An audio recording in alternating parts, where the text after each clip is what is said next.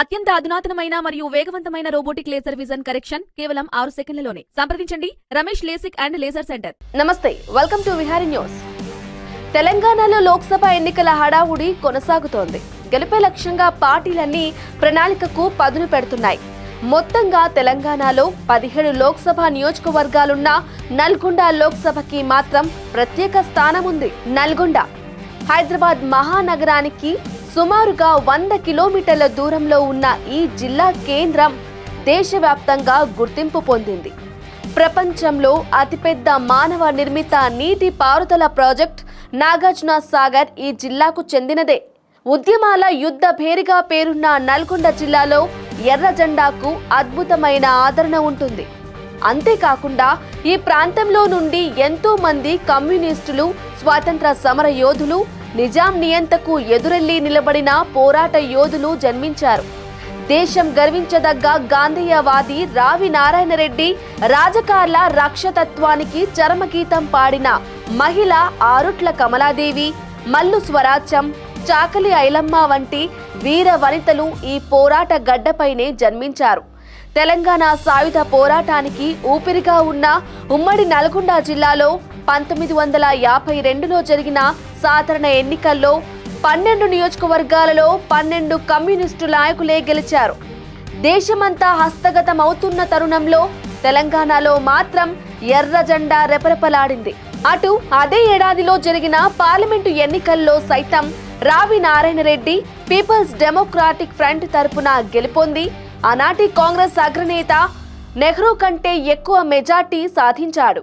అప్పట్లో ఈ గెలుపు దేశ రాజకీయాల్లో పెను సంచలనం. 1952లో ఏర్పడిన ఈ నల్గొండ లోక్సభ నుండి రావి నారాయణ రెడ్డి, దేవులపల్లి వెంకటేశ్వరరావు, ధర్మభిక్షం, సురవరం సుధాకర్ రెడ్డి, గుత్తా సుఖేందర్ రెడ్డి, ఉత్తమ్ కుమార్ రెడ్డి వంటి రాజకీయ ఉద్దండులు ఎంపీలుగా పనిచేశారు.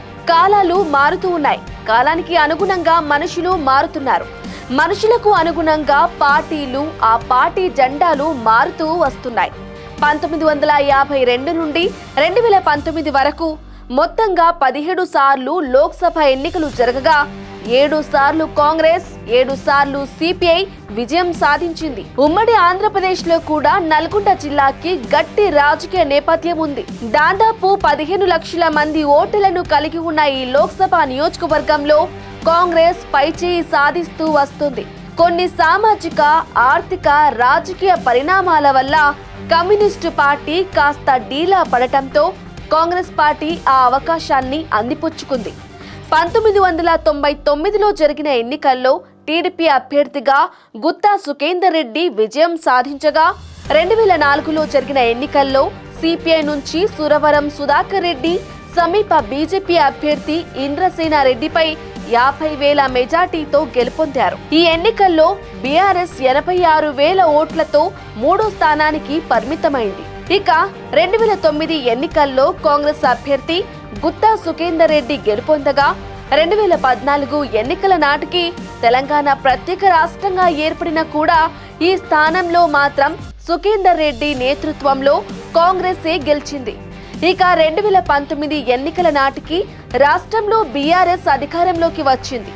అయినా కూడా ఈ ఎన్నికల్లో కూడా ఉత్తమ్ కుమార్ రెడ్డి అభ్యర్థిగా కాంగ్రెస్ మరలా బీఆర్ఎస్ అభ్యర్థి వేమిరెడ్డి నరసింహారెడ్డిపై విజయం సాధించింది. తెలంగాణలో 2019 లోక్సభ ఎన్నికల్లో కాంగ్రెస్ 3 స్థానాల్లో గెలుపొందింది. ఆ 3ంట్లో 2 స్థానాలు ఉమ్మడి నల్గొండకి చెందినవే. అయితే ఇటీవల జరిగిన అసెంబ్లీ ఎన్నికల్లో కాంగ్రెస్ పార్టీ అధికారంలోకి వచ్చింది. కాంగ్రెస్ కైవసం చేసుకున్న 64 స్థానాల్లో 11 స్థానాలు ఉమ్మడి నల్గొండ నుండి గెలుపొందినవే. మరో 2 మాసాల్లో తెలంగాణలో లోక్సభ ఎన్నికలు జరగనున్నాయి. ఈ నేపథ్యంలో పార్టీలన్నీ గెలవాలని తహతలాడుతున్నాయి. ఇందుకోసం ఇప్పటికే వ్యూహాలు కూడా రచిస్తున్నాయి. అధికారంలో ఉన్న కాంగ్రెస్ ఈ ఎన్నికల్లో కూడా గెలుపొంది తమ సత్తా చాటాలనుకుంటుంది. ఇందుకోసం బలమైన అభ్యర్థిని బరిలో దింపాలని ప్రయత్నం చేస్తోంది. కాంగ్రెస్ కంచుకోటగా ఉన్న నల్గొండ పార్లమెంటులో ఎలాగైనా మళ్లీ పాగా వేయాలని ప్లాన్ చేస్తోంది కాంగ్రెస్ అభ్యర్థులుగా సీఎం సన్నిహితుడు, సూర్యాపేట టికెట్ ఆశించి భంగపడిన పటేల్ రమేష్ రెడ్డి ముందు వరుసలో ఉండగా జానారెడ్డి కూడా తన కుమారుణ్ణి బరిలో దింపాలని కాంగ్రెస్ అధిష్టానానికి తెలిపినట్లు తెలుస్తోంది. ఇక బీఆర్ఎస్ అభ్యర్థిగా గుట్ట అమిత్ రెడ్డి ఉండే అవకాశం ఉంది. ఇక బీజేపీ నుండి నూకల నరసింహారెడ్డి లేదా నాగం వర్షిత్ రెడ్డి ఉన్నారు. వీరితో పాటు మాజీ ఎమ్మెల్యే బీజేపీ సీనియర్ నాయకులు సంకిరిని కూడా తీవ్ర ప్రయత్నం చేస్తున్నట్లు తెలుస్తోంది. అయితే కాంగ్రెస్ కంచుకోటగా ఉన్న నల్గొండ నుండి ప్రస్తుతం అధికారంలో ఉన్న కాంగ్రెస్ ప్రభుత్వంలో మంత్రులుగా ఉత్తమ్ కుమార్ రెడ్డి, కోమటిరెడ్డి వెంకటరెడ్డి మొన్నటి వరకు నల్గొండ, భువనగిరి ఎంపీలుగా ఉన్నారు. కాబట్టి ఈ రెండు స్థానాల్లో గెలుపు ఆయా పార్టీకి నాయకులకు ప్రతిష్టాత్మకం కానుంది. అయితే మిగతా పార్టీలతో పోల్చుకుంటే కాంగ్రెస్ కి ఇక్కడ పునాదులు బలంగా ఉన్నాయి. కాబట్టి నల్గొండ హస్తగతమయ్యే అవకాశం కనిపిస్తోంది. For more updates keep watching Vihari news. ఓ ప్రజాస్వామ్యం నడించాలి, మన జీవితాలు బాగుపడాలని చెప్పంటే ఆరోగ్యకరమైన చర్చ, ఆలోచన పెంచే చర్చ కావాలి. అలాంటి చర్చను చేపడుతున్నారు Vihari news. Subscribe to Vihari news. Vihari న్యూస్కి మీరు సబ్స్క్రైబ్ చేయాలి, మీరు చూడాలి. ఈ విహారీ న్యూస్ వాస్తవాలు చూపిస్తుంది, ఎవరికి లొంగదు. ఎక్కడ గ్రౌండ్లో ఏం రిపోర్ట్ చేస్తారు అదే వచ్చి మీకు చూపిస్తారు. సో ఈ ఛానల్ గట్టిగా ఉన్నది అండ్ చాలా విశ్వాసంతో ఉన్నది అండ్ ఆనెస్ట్గా రిపోర్ట్ చేస్తుంది. దానికోసం మీరు అందరు విహారీ న్యూస్ సబ్స్క్రైబ్ చేసుకోవాలి, చూడాలి, దీనికి గట్టిగా చేయాలి. జై హింద్, ధన్యవాదాలు. వాస్తవాలను తెలుసుకోవటానికి విహారీ న్యూస్ను చూడండి. మీ సెల్ ఫోన్లోనో కంప్యూటర్లోనో విహారీ బటన్ నొక్కి విహారీ ఛానల్ను ఆదరించండి. ప్రజల సమస్యలపైన ప్రజల పక్షాన ప్రజలకి వాస్తవాలు తెలియజేస్తూ అనేక ఇంటర్వ్యూలు చేసి ప్రజలకి చేరుగా ఉంటున్న ఏదైతే విహారీ ఛానల్ని అందరూ తెలంగాణలో ఉన్న ప్రజలు, నిరుద్యోగులందరూ కూడా సబ్స్క్రైబ్ చేయవలసిందిగా కోరుతున్నాం. అమ్ముడు పోతున్న ఈ వ్యవస్థలో జనం గొంతుకై నిలుస్తున్న విహారీ న్యూస్ ఛానల్ని సబ్స్క్రైబ్ చేసుకోండి. మీకు నిజమైన వార్తలు కావాలంటే విహారీ న్యూస్ని సబ్స్క్రైబ్ చేసుకొని ఫాలో అవ్వండి, లైక్ చేయండి, షేర్ చేయండి. Please subscribe Vihari news.